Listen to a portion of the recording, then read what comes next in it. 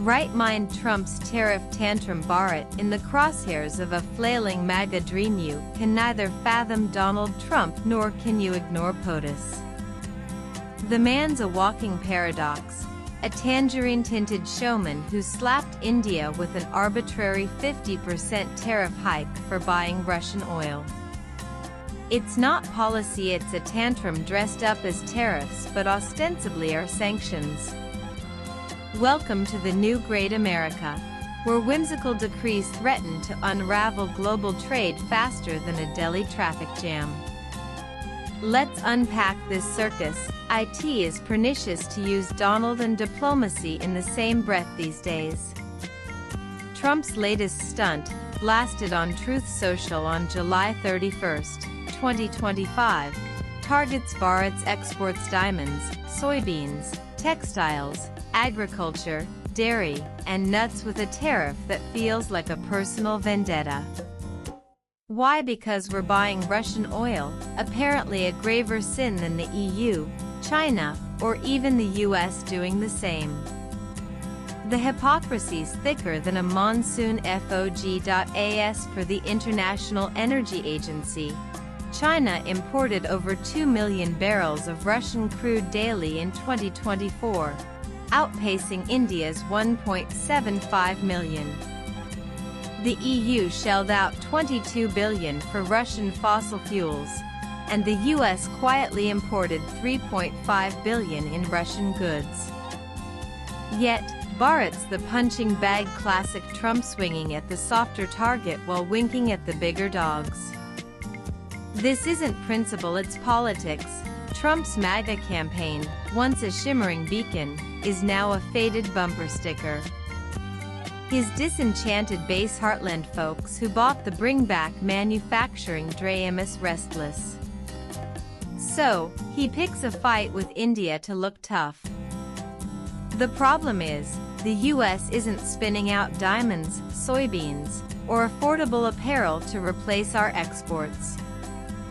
The Global Trade Research Initiative says these tariffs could have India's $86 billion in US exports, but American consumers will be at the receiving end of this deal. Shoe prices could spike 40%, apparel 38%, and cars 5,800, as per the budget lab. Trump's own supporters, already squeezed by inflation, will be fuming at Walmart.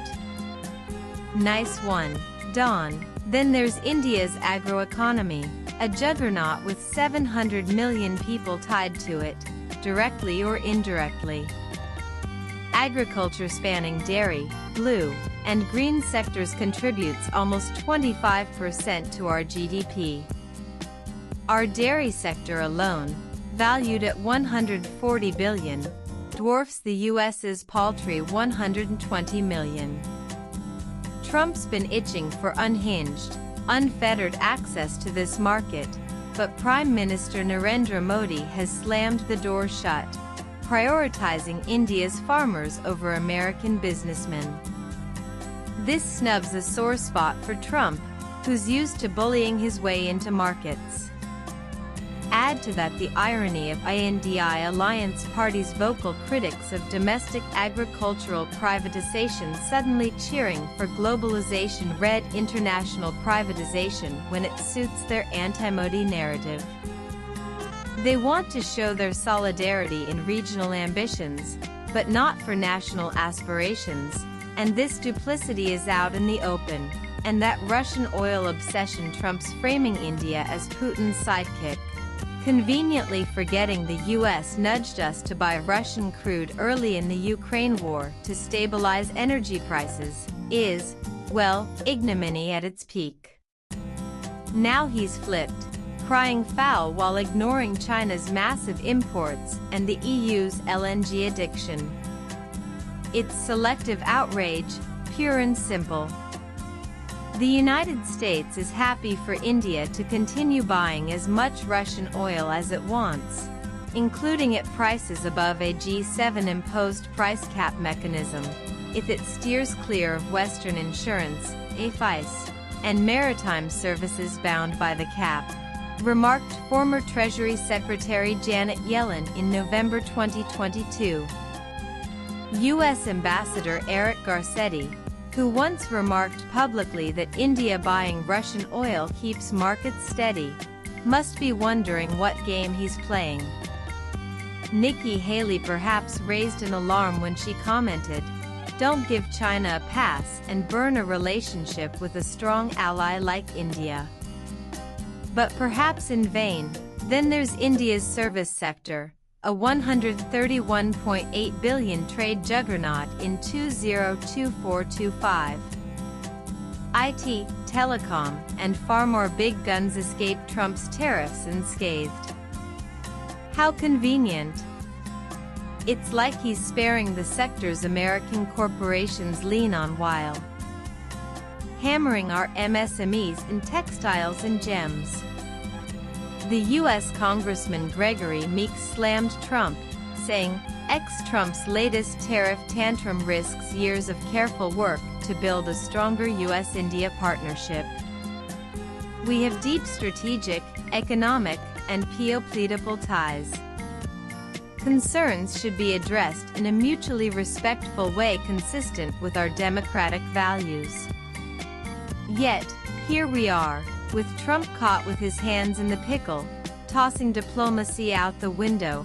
Trump's tariffs aren't just a jab at India, they might herald the harakiri of the WTO and globalization, in toto. The average U.S. tariff rate hit 18.3% by August 2025, a century high. This isn't policy, it's a cataclysmic tremor to the world order that kept trade humming. Ajay Shrivastava of the Global Trade Research Initiative notes that targeting India pushes us toward Russia and China, straining the Quad alliance. Let's not forget America's favorite hustle. No matter whomsoever plays POTUS playing glorified arms dealer. Trump gripes about India's Russian weapons buys but stays mum on the U.S. pushing F-35S and MQ-9B drones on us. Meanwhile, Pakistan's field-red failed Marshal, Asif Munir, has waltzed into the White House twice in the past 2 months, cozying up to Trump's crew.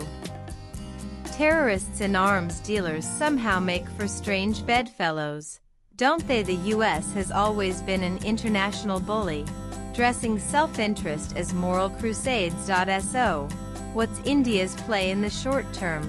These tariffs will bruise our MSM's textile, leather, and jewelry exporters are already reeling. The government must step up either with subsidies to soften the blow or by brokering FDI and venture capital to back our exporters, guaranteeing loans for 12 months until the dust settles.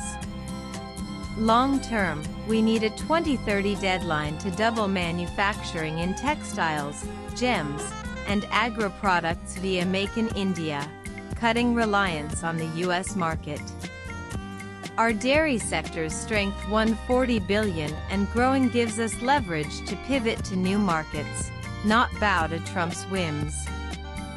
Not that we have a dearth of options. The policymakers need to sit down with stakeholders and mull upon a consensus on realignment and recalibration of our operations.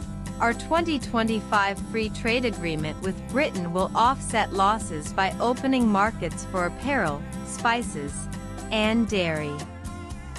Deepening ties with U.S. allies like Japan, Australia, and the EUthro deals like the India-EU FTA can compel a brooding, if not kindling, sense of remorse in the U.S. If we play it smart, we can turn Trump's tantrum into an opportunity, sidelining America while strengthening strategic partnerships. The U.S. might be the biggest market, but it's not the only one. Our agroeconomy, with 700 million stakeholders, isn't some bargaining chip for Trump's MAGA melodrama. Modi's refusal to open the sector shows we're playing the long game, not dancing to a flippant POTUS's tune. Swipe left for next video. Trump's tariffs are less about India and more about a flailing showman chasing lost MAGA glory. He's betting on bluster, but he's miscalculated. These sanctions will hike prices for Americans, alienate allies, and push Bharat toward new horizons.